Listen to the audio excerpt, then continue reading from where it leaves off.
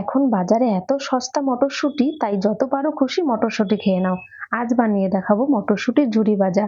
আমি মটরশুঁটি নিয়েছি, আর নিয়েছি ছোট ছোট চিংড়ি মাছ, আর নিয়েছি কাঁচা লঙ্কা। এবারে সব মিক্সড করে আমি ভালো করে পেস্ট করে নেব।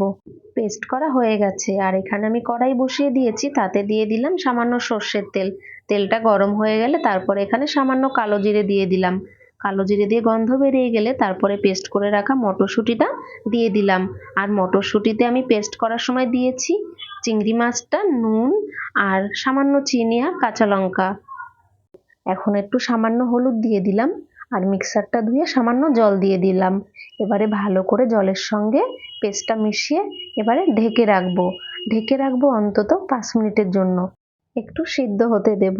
তারপরে এখানে 5 মিনিট পরে ঢাকনা তুলে নিয়েছি। আর এই সময় কিন্তু আঁচটা একটু লোয়ে রাখতে হবে, কারণ প্রচণ্ড ছিটকে গায়ে চলে আসে।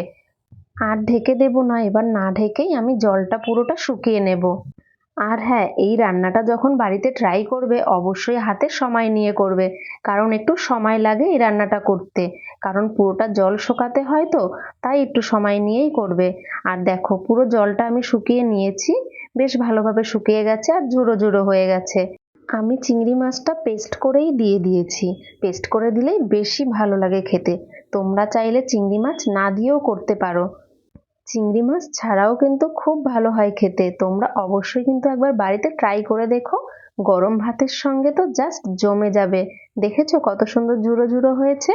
সত্যি বলছি, তোমরা এটা ছাড়া কিন্তু আর কিছু খেতেই চাইবে না, এত অপূর্ব হয় খেতে। তাহলে এখানেই ভিডিওটা শেষ করছি, আবার দেখা হবে নতুন কোনো ভিডিওতে। সবাই ভালো থেকো।